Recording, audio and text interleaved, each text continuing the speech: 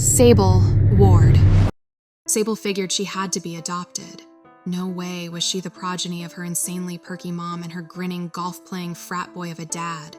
They didn't understand the first thing about her. No one in Greenville did. Except for Michaela. They were fast friends since 3rd grade. Up until then, Sable had no friends. She wasn't into ponies or dolls or tea parties with teddy bears. She liked bugs, lizards, riding bikes, and dirt-clawed fights. Her favorite holiday was Halloween, and Michaela was the only one who didn't think she was crazy when she dyed her hair purple in 8th grade. Sable's mom was furious. Her dad didn't even notice. Michaela went with her to the mall when she got her ears pierced and helped her pick out her first tattoo, an occult symbol hidden in a place her parents would never see. Michaela declined to get her own tattoo. She flirted with the dark side, but she didn't live it. Not like Sable. The dark side made sense to Sable, and she reveled in it, partly because it freaked out her parents and teachers, partly because it felt like who she was. Some called her a goth because of the way she presented herself, but she wasn't into labels. She loved horror movies and found the occult exciting. It made sense to her. She knew that the shiny suburban world of her mom and dad had a dark underbelly. They were afraid to confront their fear, so they pretended everything was perfect and that they would live forever. But Sable knew better. Death stalked us all, and no one was getting out alive. Michaela got Sable a job at Moonstone, probably the only place in town that would have hired her. She took classes at the local college and produced a guerrilla radio show on the shortwave in her attic. All things wicked. This night was about the world's dark underbelly, the occult, urban legends, horror. And often there were heated discussions with Michaela about the horror movies they'd catch. At the only theater in Greenville, Michaela liked her horror with a little comedy, but Sable liked it meaner, scarier, bloodier. She relished the gore, enjoyed the terror, liked to feel the adrenaline rush, and their debates were entertaining to say the least. When searching for inspiration for her show, Sable would take walks in the cemetery with all the statues and headstones of early settlers who had found the town as a sanctuary for those escaping persecution. She often talked about that history on her show, and she formed a theory that the uncanny sightings and disappearances were somehow linked to the town's history. One caller suggested the town was built on top of a fracture. The caller went on to describe a fracture as an overlap between worlds. Another caller said these fractures were created by an ancient cult devoted to forgotten demons. Another caller defined fractures as a cosmic buffet for an elder god that fed on pain, fear, and misery.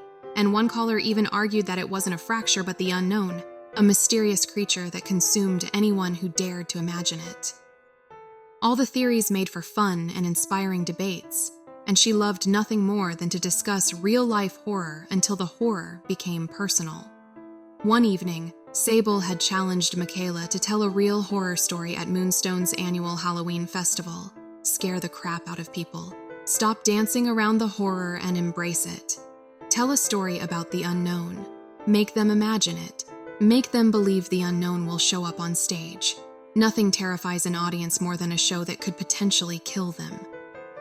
Michaela laughed at the idea and declined the challenge because she was working on another story with her roommate.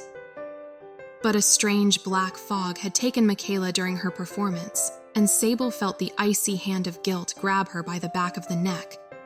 She was convinced that she had somehow sent Michaela to her doom. Did the unknown take her?